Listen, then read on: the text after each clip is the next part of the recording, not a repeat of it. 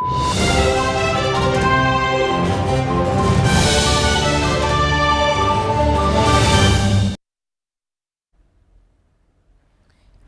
another hour designed for you to listen to what's making headlines this evening. This is News Tonight at 10. My name is Patricia Lukoma Mpango. Let's delve into the bulletin. The Vice President of Uganda, Alupo Jessica Rosapel, has described culture as a foundation on which the future can be built. This underscores the need to foster unity among relative cultures for purposes of prosperity and progress. This was contained in her speech presented by the Minister for Gender, Labour and Social Development, Betty Amonge, during the closure of the three-day Ateker Reunion Festival in Soroti. Let's hear more from Henry Okrut. After 3 days of unending cultural exchange in Teso, the Ateker Reunion Festival has officially ended. To represent the Vice President was the Gender, Labour and Social Development Minister. The message centered on unity for development. The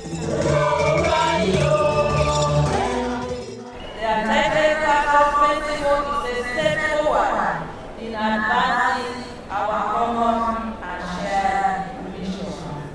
The gathering reminds us of the importance of peace as a foundation for progress.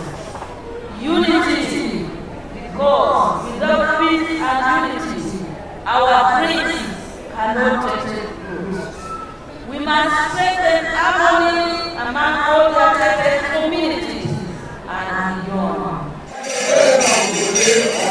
The Vice President emphasized culture as a foundation for development. Messages also carried by the Emirate, Papa Paul Sunday Emirate. Culture is not just about the past. It is the foundation upon which we build the future. Our broader mission should be achieving prosperity for our people as leaders. By harnessing our resources, talent, and unity, and fighting poverty, and creating wealth for all the people in our communities. It should not be again our friends. If you got an interest in Cambodia, you know that you are Ghana. If you got a Panama in Texas, you know that you are Ghana. The same for our class. Let's stop discrimination among ourselves.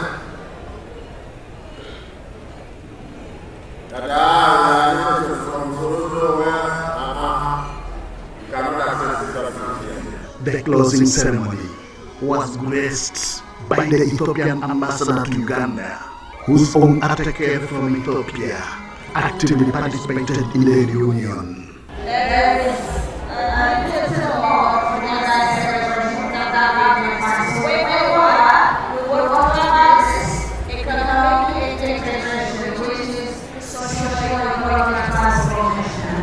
We acknowledge their challenges between the Ateker communities, but in coming together, this has demonstrated that it is possible to find lasting common solutions, and we should transcend and transform our communities for prosperity of our day and future generations with our boundless, limitless possibilities of greatness, and continue to welcome you with love. From the participants, the occasion has not been a waste of time, but a move towards a common cause of development amongst the Ateker and beyond.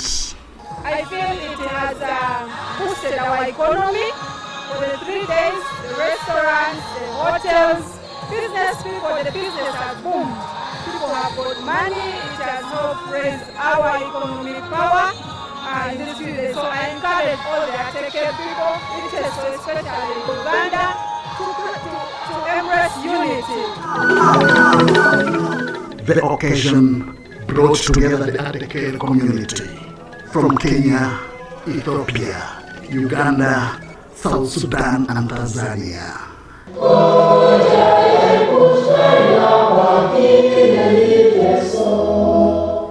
Henry Okut, UBC. I love the national anthem there, very beautiful. Now as the president moves around the country popularizing the parish development model as well as drawing support of the citizens towards wealth creation, various farmers who have successfully changed their lives have been spotted out and documented to act as key examples for others. Edison Mate is a resident of Nibuja district. I'm Matt Edison. I'm a farmer from Nibuja district in Kabwe sub-county. I'm farming cocoa, cardamom, fish farming, and bananas and vanilla.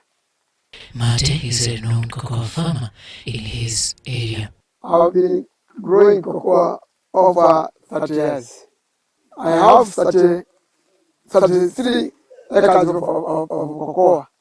Every month, when it's a big season, I usually get 20 M. With experience of close to 30 years in farm matters, Mate is also venturing in fish farming, macadamia and vanilla growing. In a year, I usually get 30 million in vanilla. I have 1,500 plants of cardamom. In every month, I usually get 1 M. He joyfully tells us that farming has totally changed his lifestyle and status. First of all, myself, I'm healthy. Secondly, I have my children that are educated. Fourth, I have my permanent houses in towns. I have even my vehicles, so that from cocoa and vanilla. He, however, attributes these successes to the available peace, stability and infrastructure in the country. So, for that's why I usually thank the government. The government, when the government is not good, you cannot do those things and you view those things. As the president moves around the country drawing up support for citizens to embrace agriculture and wealth creation, farmers like Mate Edison are being used as ambassadors of change and prosperity. Robert Nyango, UBC News.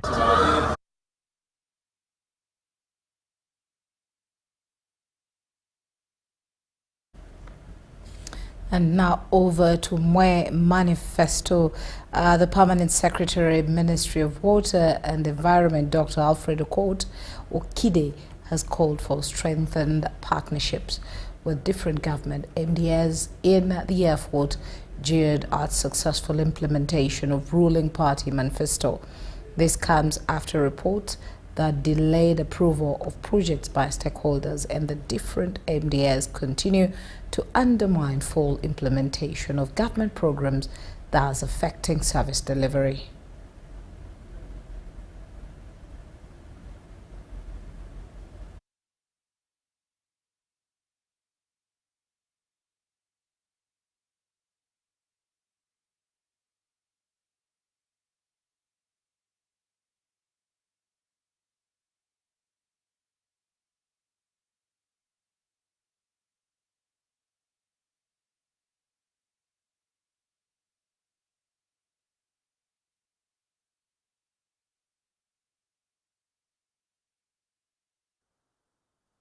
On Friday, the Ministry of Water and Environment officials gave an accountability of how far, as an institution, they have gone with the implementation and fulfillment of government commitments in the areas of water, environment, and natural resources management. Our focus is to increase access to safe and clean water, as well as improve sanitation by increasing pipe water coverage in both urban and rural areas, so that water is brought nearer to the users with at least a safe water source per village.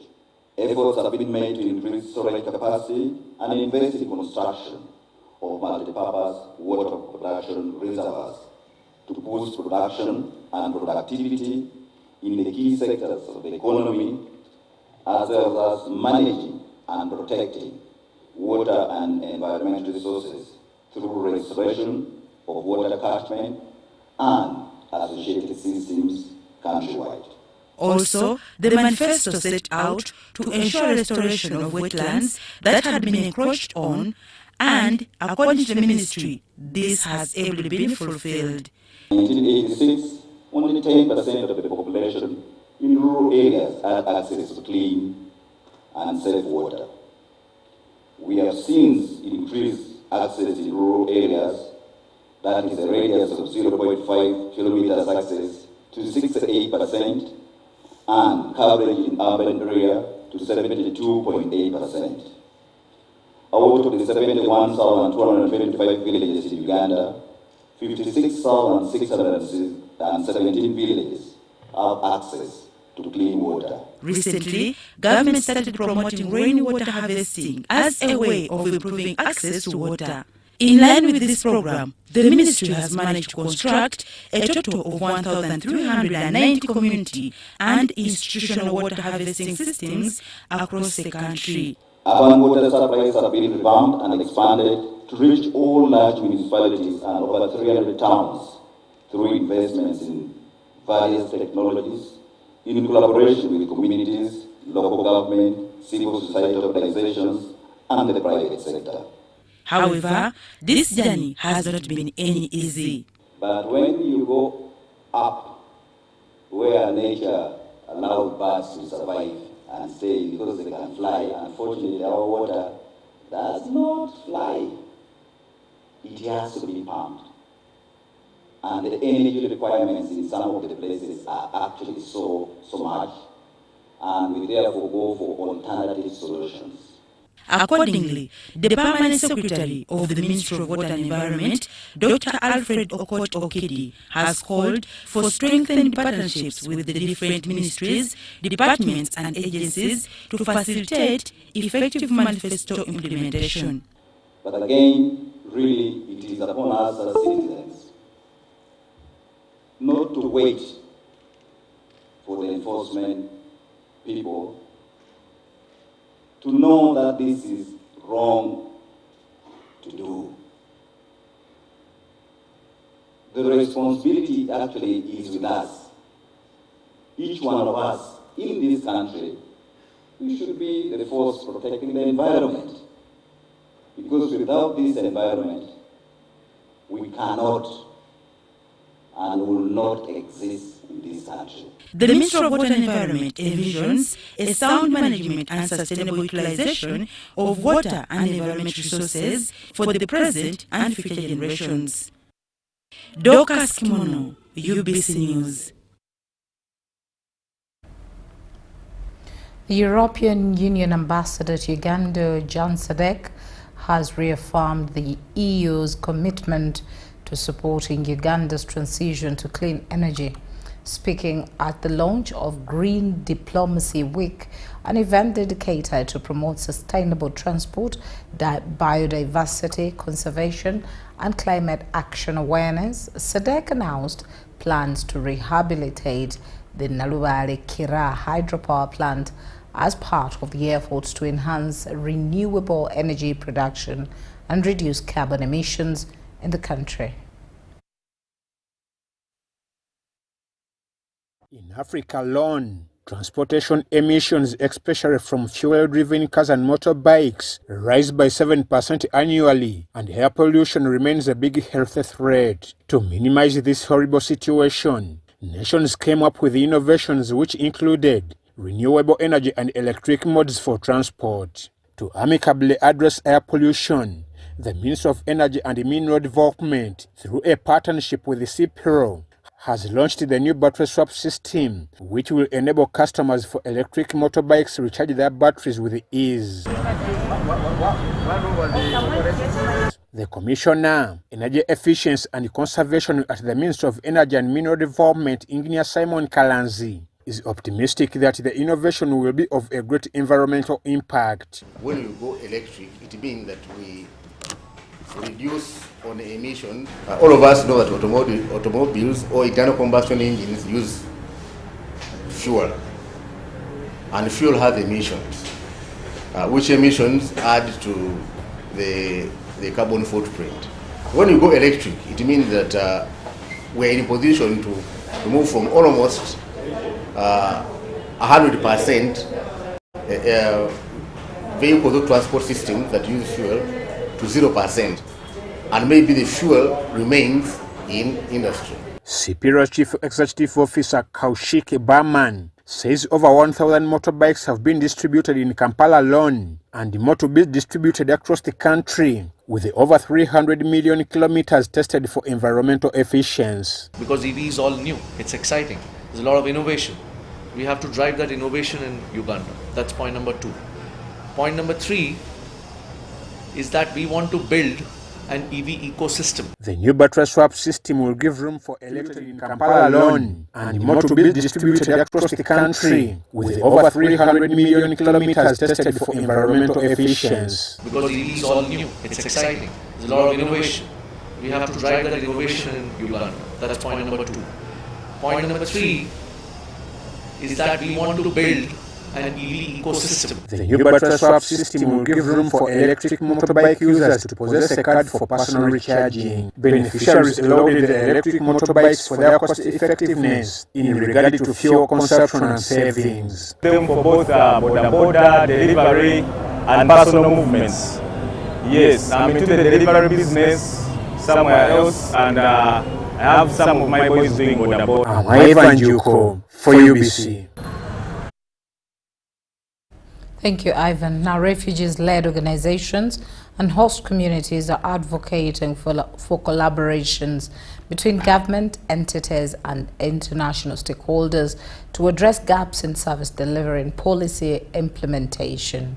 The organizations were engaging with the Parliamentary Forum on Refugees and Internally Displaced Persons in a dialogue aimed at finding solutions to challenges and management of refugees.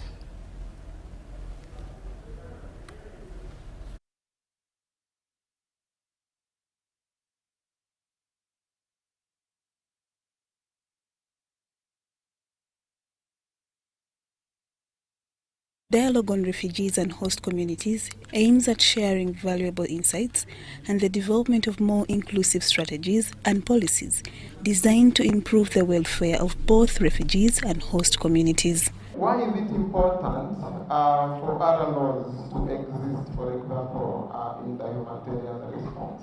One, it is because they have a local knowledge and the context. They are representative of the voices of their fellow refugees. Uganda, hosting one of Africa's largest populations of refugees with over 1.7 million, however, faces challenges in policy implementation, resource distribution and inclusive service delivery, which hinder refugee integration. Particularly, we are trying to see which law we can channel to the government to see that refugees' welfare are improved, other necessary laws which can favor the life of refugees in the country and vis-a-vis the host communities. So we are trying to work with the OPM. There are issues which the organizations which are dealing with the NGOs will want us to also present to government. And it is through this forum where we can have engagement with the organizations, and at the end of the day we present their views to the government. Stakeholders are advocating for joint strategies to address loopholes in service delivery in refugee hosting communities. Officers don't understand all about refugee laws or refugee governing issues, and that's why we have tried to engage the parliamentary to see that everyone understands all about the policies within refugees areas. However, some members on the Parliamentary Forum on Refugee and Internally Displaced Persons decried the challenges of conflicts in these refugee hosting communities. There are others who want to hire land from host communities so that they live and produce their own food. But there are others who forcefully will want to enter into the community and get food items. So this is the challenge where the conflict arises. And in my area is a very big problem. Every time you find there are classes, people are fighting. It was recommended that refugees that have been in the country for a long period be empowered to have access to employment in order to change their livelihood. Lydia Chomkama and Dan Lugemwa.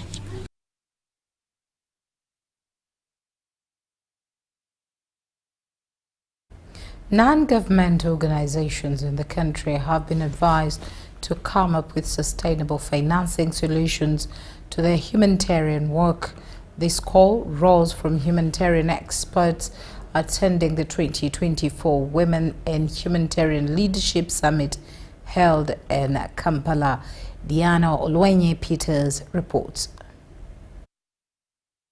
Currently, Uganda is facing a lot of disasters. The call comes at a time when donor funding towards NGO-related activities in the country dwindles. Communities to be able to contribute to sustainable financing of our interventions. What will happen if tomorrow the US, Europe, Asia and other countries that give us resources say no? I think we need to be able to have and initiate very bold conversations on ways and means of exploring very innovative, creative and sustainable financing solutions. While civil society organizations play a critical role in community development, some have been accused of being briefcase entities, thereby making it hard for donors to fund NGO-related activities. Our own composition as organizations, are we improving? Are we growing? We need to stop hiring relatives because they are available. You have a cousin is idle, he likes to play with computer, come and be our ID. You have, your wife, your auntie. When someone comes, when organizations do due diligence, they will discover you're all related. And some communities, unfortunately, share the same last name. You'll find it is the same, and for someone doing due diligence, they'll say, there's no way we're going to give these people money. They will not do the work. One aspect that can make us fall short of. In a panel discussion, the NGOs were advised to be more traceable to overcome funding barriers. Can we use spaces like social media? Twitter is one of, now it's X. You will find almost all donors on these spaces. One of the challenges we found is that the findability is very difficult. With support from CRS, we've been able to conduct mapping of local actors in their respective districts, despite of the challenges of saying, I am not available. We do not work in isolation. The civil society organizations or partners are also part of the NGO monitoring committees. And why are they there?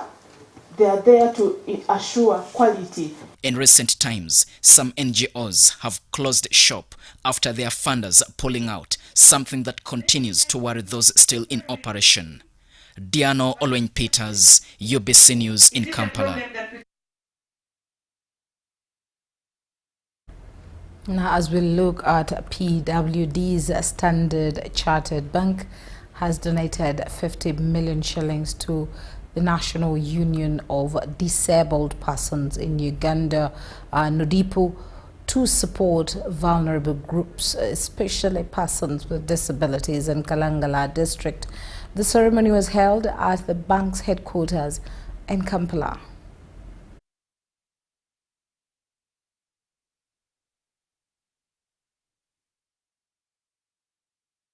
The 50 million shillings donation to National Union of Disabled Persons in Uganda was made by Namuli Chigozi, a Standard Bank, to empower persons with disabilities start their own businesses and increase their income. And so today we are donating 50 million shillings really to drive entrepreneurship and employability. That is what we are about. As an organization, we want to see our clients, we want to see our customers, we want to see the people in the communities in which we operate, being able to enrich themselves, being able to empower themselves, to look after themselves, to create jobs, to employ others, and basically be able to fend for themselves. As a banking institution, it is imperative that we train people, that we upskill people on financial literacy. The CEO of the National Union of Disabled Persons, Esther Chozira, says this program is designed to ensure persons with disabilities engage in meaningful employment in Kalangala district. The reason we chose Kalangala is because we learned that many young women were practicing prostitution because they wanted to have their ends meet in terms of survival. And we think by getting this donation, we are going to enable them start businesses which can were practicing prostitution because they wanted to have their ends meet in terms of survival.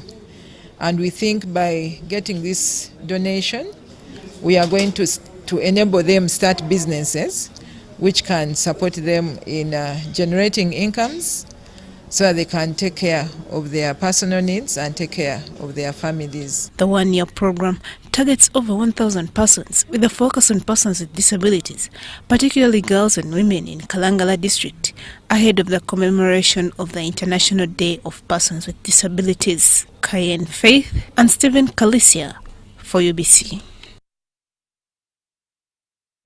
Now, government has been urged to increase funding for nutrition, food security, and water sanitation and hygiene programs to address rising malnutrition rates, which are contributing to high dropout rates among children, particularly girls in schools.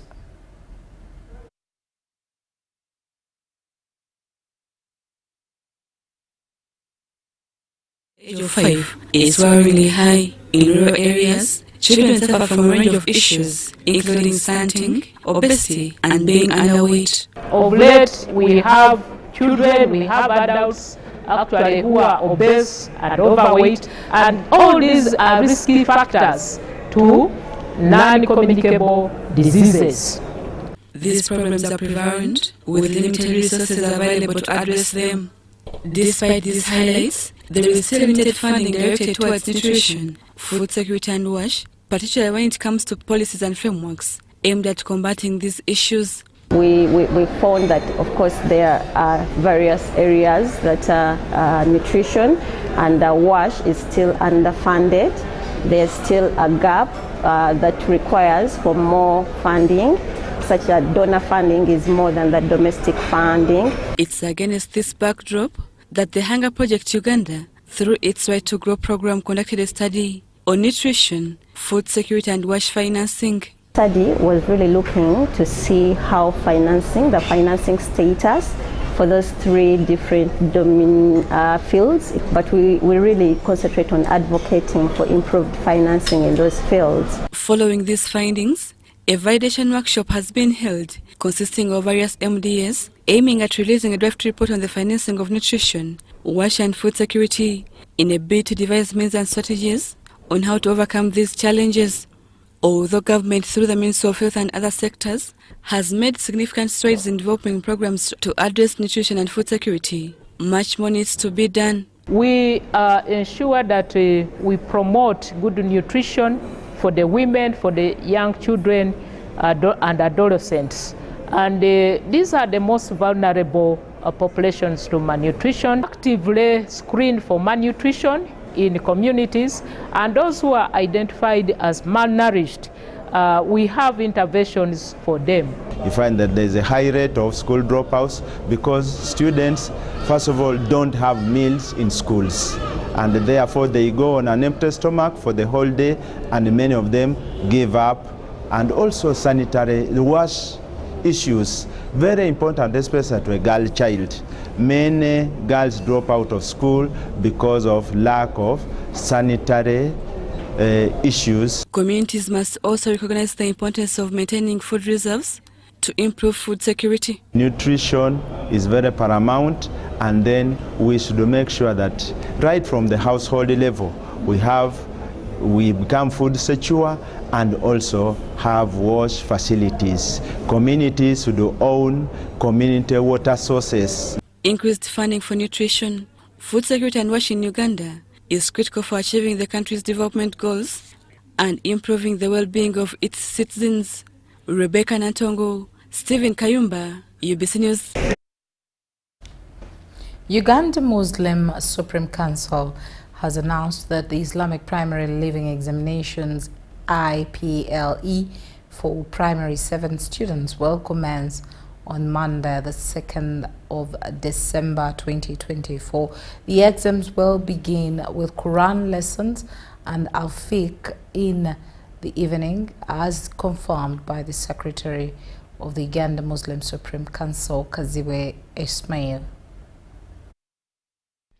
A total of 6,491 students from 360 schools will sit for the exams, marking an increase of 1,180 students from last year's attendance. This growth spans across 63 districts registered for the examinations. This year, the board has managed to register 6,491 candidates from 360 centers. The number of candidates has risen by 1,180 candidates. Therefore, we have registered a remarkable number of more 69 new centers. Kaziwe Ismail, the Secretary of Islamic Examinations Boards, urges teachers to keep time on Monday and pick up the examinations at their respective police stations. Teachers are requested to pick examination parcels from the designated police stations all over the country.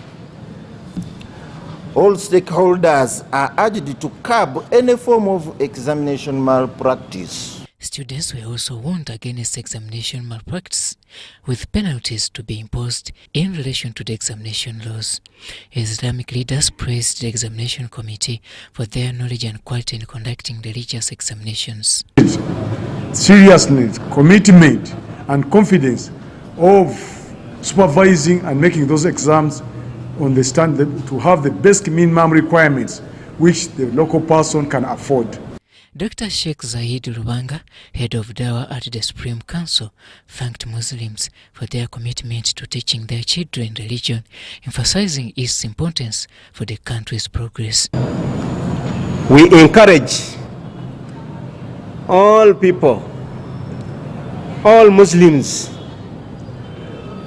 to make this work done in a safe way. Students Friday began with briefing and were encouraged to maintain the regulations put up by the examination boards to observe rules. Story compiled by Joseph Mwingo for UBC News. The Katikiro of Uganda, Charles Peter Mayiga, has advised youth to have passion and be transparent at their respective places of work. Mr. Mayiga was addressing the Buganda Youth Professional Conference held at Buganda Kingdom Headquarters, Bulange Mengo.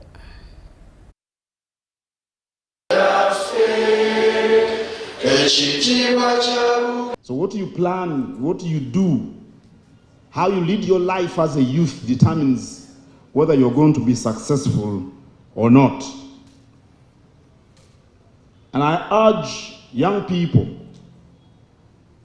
to do ordinary things that everyone does, that everyone carries out, but do them purposefully, to perfection. To perfection. That's how you succeed, by doing ordinary things, but doing them purposefully, to perfection. That's what a young man and woman who wants to succeed does. And I always tell young people that success isn't about material things or physical acquisitions, important though they may be. It's a journey that must be walked all the time with a clear focus. With a clear focus. You innovate, you work hard, you work transparently, you have passion for your work. Then material things will follow you as a matter of course. It's inevitable when you do that. And I want you to know that expertise or technical know-how or knowledge is cultivated over a long period of time. They train you in school, in colleges, in tertiary institutions, but you've got to hone your skills, and it takes time. Because I want to let you know that the best teacher isn't the best professor in Makerere. The best teacher is experience.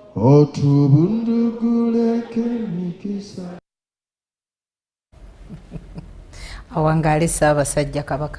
Well, we're going to take a short break and then we will return with more in the news.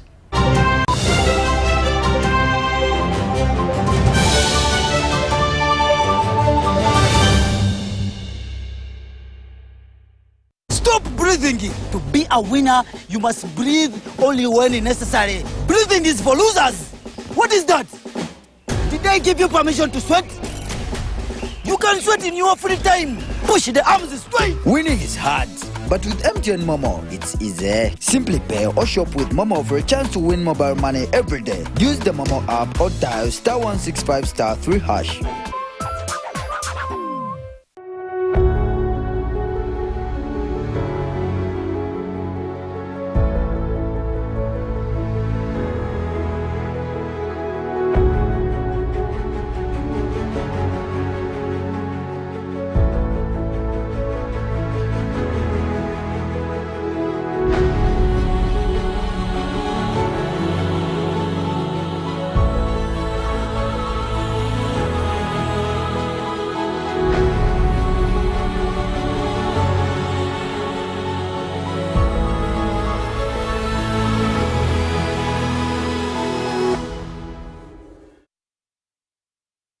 There is myths that so many of you live by. If your eye is twitching, it means you're going to see someone you like. If it shines and rains at the same time, it means a leopard is giving birth. If your hand is itching, it means you're going to get money. If you see an owl, it means somebody's gonna die. If you hear of a disease outbreak, just know it is in a village district at the border next to some suspicious country. You will want to scratch that last myth, because Mpox is in 19 districts and Kampala is among with dozens of cases. Please stop going around checking anyone's hand. Mpox kills. Protect your loved ones.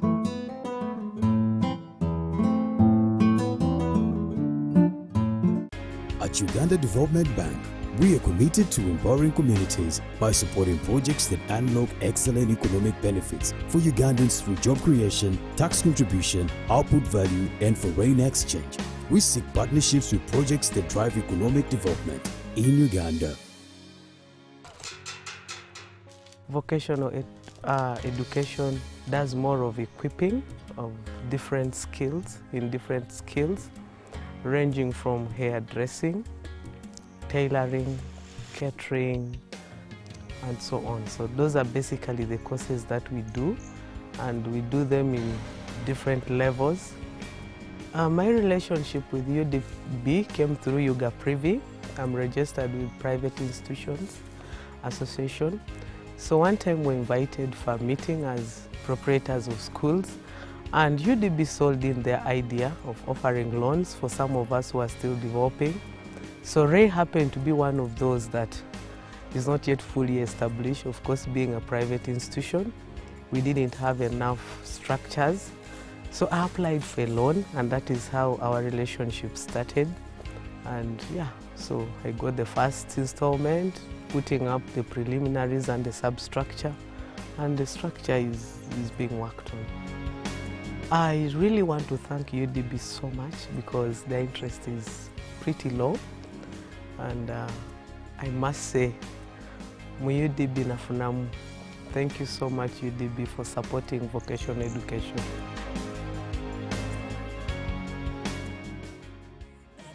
Uganda Development Bank, inspiring development. The Ministry of Health informs the general public that there are some cases of Mpox detected in Uganda. The ministry, working with partners and affected district local governments, are doing their best to contain the situation. The signs and symptoms of Mpox are body rash, fever, general body weakness, headache, sore throat, nasal congestion or cough, and swollen lymph nodes. You can prevent yourself from getting infected with Mpox by avoiding close contact with people who have been confirmed to have Mpox or who have signs and symptoms of Mpox. Avoiding touching or sharing personal items like beddings, eating utensils, phones, or other belongings of a person who has the signs and symptoms of Mpox. Avoiding contact, including eating, with all wild animals, alive or dead, especially those known to carry the virus, such as rodents and monkeys, and those that appear sick or have been found dead. Getting vaccinated if you're among those who have been identified to be at high risk of Mpox infection. Mpox is treatable and usually goes away after 2 to 4 weeks. However, it can be severe, causing even death, especially among children, pregnant women, and those with other health conditions. For more information and support, contact your nearest health worker. Call the Ministry of Health's toll-free line on 0800 100 066 or send a free SMS to YouReport on 8500.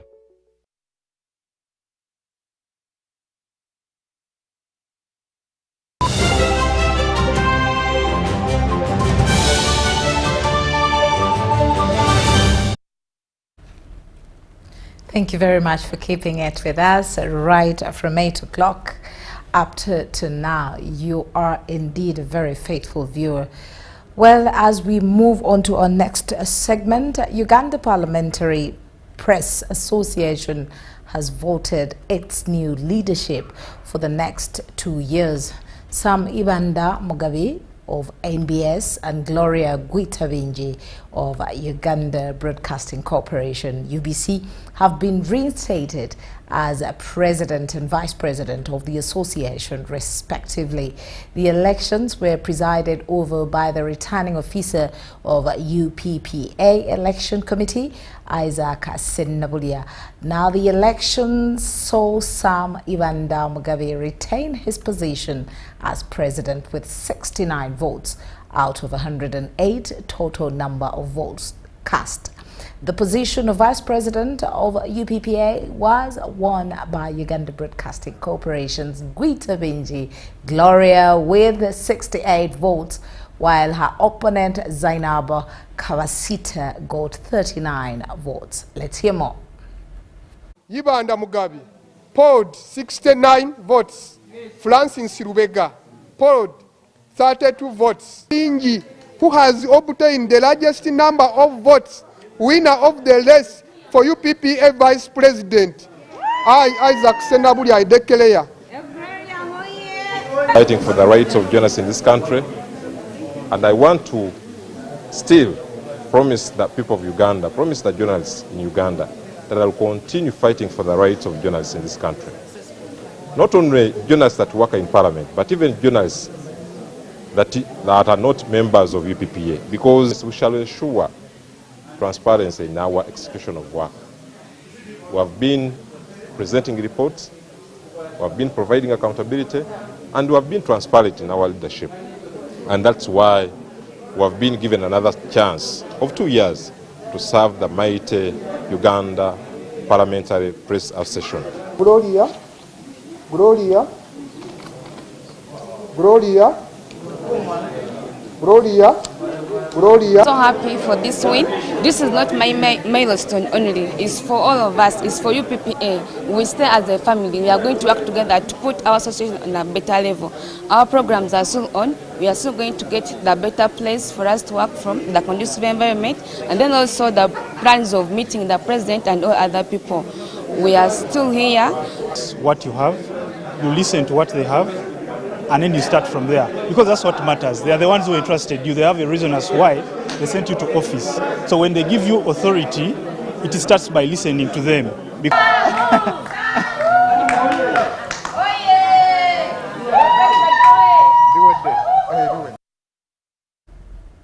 Congratulations, Gloria Guitavinji, our very, very own. Now, as we move ahead now into the world of business, the 83 billion Uganda shillings Mirama Kabale 132 kilometers transmission line construction works are now at 99% completion. This was revealed by engineer Daniel Kisira, the head of project implementation at Uganda Electricity Transmission Company Limited. Engineer Kisira noted that the Islamic Development Bank funded project remains with only 1 kilometer of the transmission line to be installed. The project was inspected by Minister of State for Energy Sidronius Okasai Opolot, who acknowledged its significance. Let's hear more. There is power in the station for distribution, only waiting for the power from the transmission line, and everything will be done. It means then Kabale and Kisoro will have stable, reliable electricity supply. We shall take power, a dedicated line from here to wherever they are going to put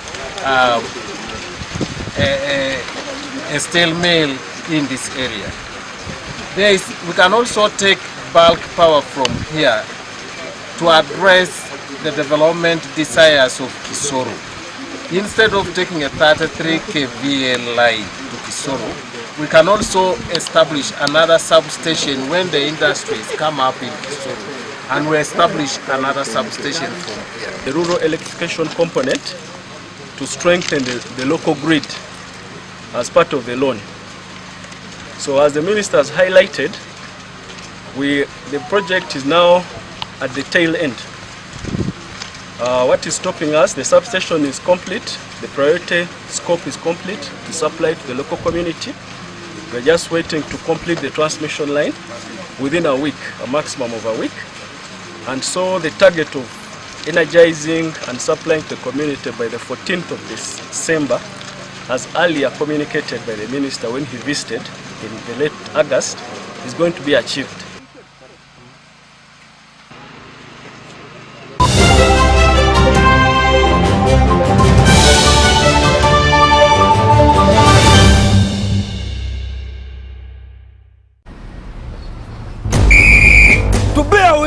You must have the discipline of a tiger. But when fueled with MTN Momo, winning is easy. Simply get your phone and use the Momo app or dial *165*3#, enter merchant code, enter amount, enter your Momo PIN, and pay. Congratulations! Your car is happy, and now you stand a chance to win mobile money with MTN Momo. In the heart of Uganda, a financial revolution is happening. We were once left out, saving the old-fashioned way, with an unexpected saving spot, keeping it too close for comfort. But now, we found a better way to save and manage money. Download the Wendy app from Google Play or App Store or dial *229#. With Wendy, your money is safe and you can earn interest daily. Visit your Google Play or App Store or dial *229# to register. Wendy Wanawoli. The Homes and Construction Expo is back. Are you looking for answers to your property and real estate development questions? Come and interact with experts in the industry including architects, engineers, developers, interior designers, financiers and more from 30th November to 1st December 2024. The expo will be at the Millennium Park opposite Philip Omondi Stadium under the theme Affordable Housing, Innovations and Technology. There will be captivating exhibitions and insightful discussions daily. Entrance is only 10,000 shillings per day. To book a stall, contact 0772 354 940. The Homes and Construction Expo is brought to you by New Vision. Kasita Uganda Presidential CEO Forum, UMA and Ministry of Trade are organizing the annual Business Community Dinner 2024 under the theme Connecting Minds, Creating Opportunities, happening on 4th December 2024 at UMA Showgrounds Multipurpose Hall. Come dine with industry leaders, innovators and game changers as you enjoy a sumptuous dinner, live music and thrilling performances. Be inspired by keynote speakers and award-winning entrepreneurs as you get a chance to network, build connections and take your business to the next level. Tickets available online and at the Kasita office, plot 16B, Market Street, Royal Complex Building, 3rd floor, Suite 1. For sponsorship, partnership and corporate tables, please call 0752 590 122 and 0773 153 898. Or you can go to UMA for more information. Let's enjoy end of the year business dinner as we connect our minds together while creating opportunities. Sponsored by URA, Bank of Uganda, United Bank of Africa, DTB, Roofing, Plascon, Tembo Steel, Bakaima, Electro Commission and Grow Project.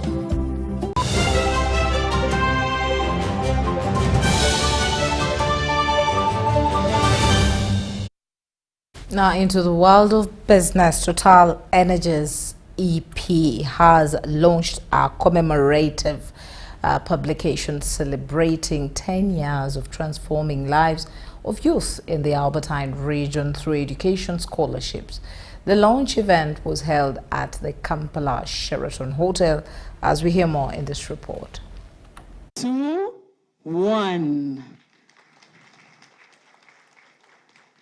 It's officially launched. Since 2013, the Total Energies secondary school scholarship programs have supported hundreds of youth from Bulisa, Noya, Pakwach, Masinde, Nebi, among others. So we have, of course, we cannot do everything in the country, so we have focused our effort in our district of operation, Bulisa, Noya, Pakwach, Masindi, Chikube, where we have supported 327 gifted young Ugandans from scholarship program.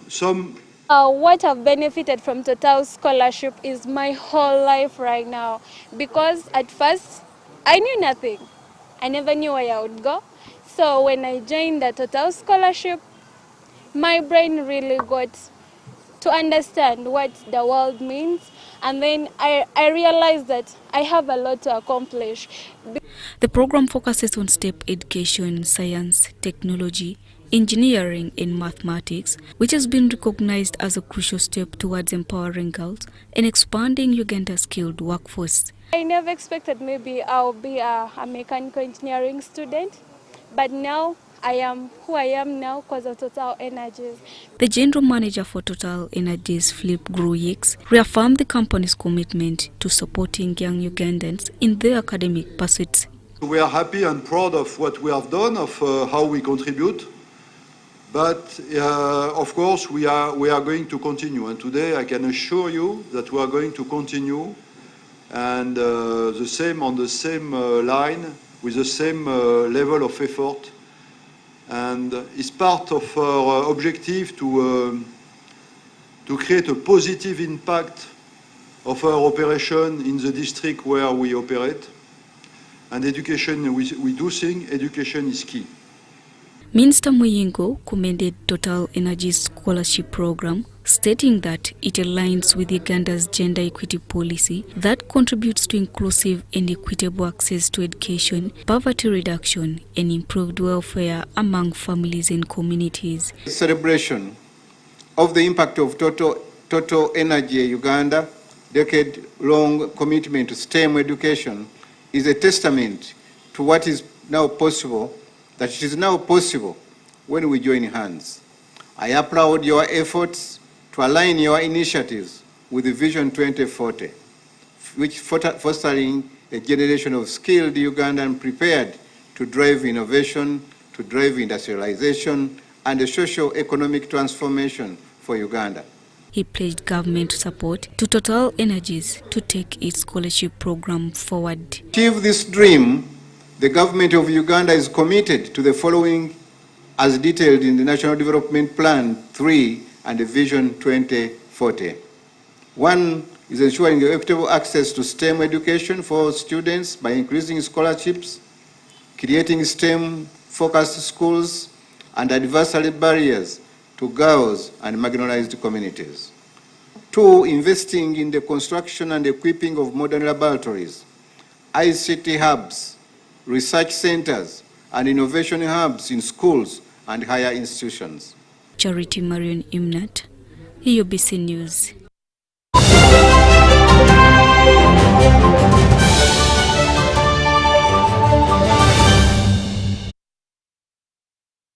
And into the world of sports, as we wind up, Judith Obina Foundation has embarked on using sports activity to rally the Acholi community to embrace peace and harmony in the region. Judith Obina is the founder of the Judith Obina Foundation, and among the people who have reached out to notorious leaders of the Lord's Resistance movement. She says through this marathon, the foundation, together with its partners, will address several community issues ranging from water shortage, sanitation, and support to border riders. The organizing secretary, Uganda's Secondary Schools Sports Association, Acholi Zone Olara Emmanuel, says it is time for the Acholi community to embrace the peace in the region by increasing production capacity of the youth in order to attract visitors and investors. We have not only done the running, we're not bringing the running, but we're also bringing outreaches, Chalo, water, sanitation, and we have come with a team from Turkey that is going to provide 3 boreholes where there's need for water in the community, but we are going to give it to the community. What had been brought on the ground here, it is for a purpose. It is for peace and development, which is a critical issue that we need all to embrace, and it is already in the government program. And therefore, as members, as Acholi, we need to embrace peace. And I'm very happy that peace is now back. What is now left, it is to enhance on our strategies to develop our nation. Development starts with me, then it progresses to you, eventually to us all. And in the long run, the country will be fully developed. And I want to appeal to the young blood there. We are having a lot of them outside there who are almost doing nothing. Let us listen to the president. He has brought for us a lot of programs which we need to join and work together with the president. We have a Mayoga, and it is not very well seen in northern Uganda here. We need to embrace that one. As Acholi, we need to embrace peace. And I'm very happy that peace is now back. What is now left, it is to enhance on our strategies to develop our nation. Development starts with me, then it progresses to you, eventually to us all. And in the long run, the country will be fully developed. And that's it from us. Thank you so much for choosing us and allowing us into your space. My name is Patricia Lukoma Mpango from the entire newsroom and the whole back office team. We say it's a good night, but UBC continues. Bye-bye.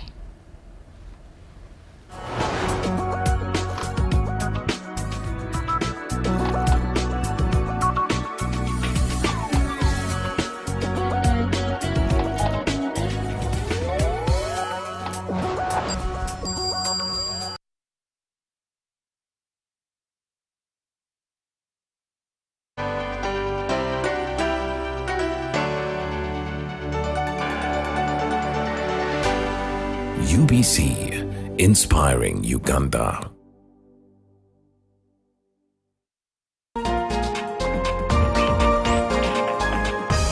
Teens Crowd, an amazing off-the-hook youth program, brings you an array of fun, exciting, and educative segments you do not want to miss. From red carpet moments to proms, youth empowerment programs to youth gig vibes, and so much more, Teens Crown will get you hooked.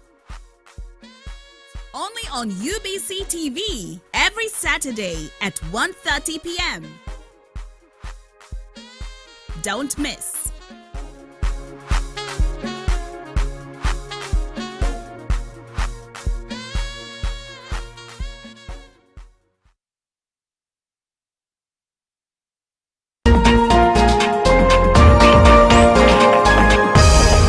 This weekend on UBC. Uganda People's Defence Force Engineering Brigade is the construction arm of the Army with a mandate to carry out strategic infrastructural development during operations and peace times. The reason why the Engineers Brigade was brought in to undertake some of these government projects was the numerous complaints from the wananchi about delays in the completion of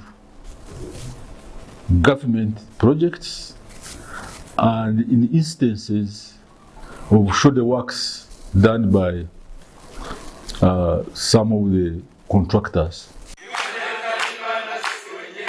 Ministry of Works can have also an engineering department to do works by direct labor.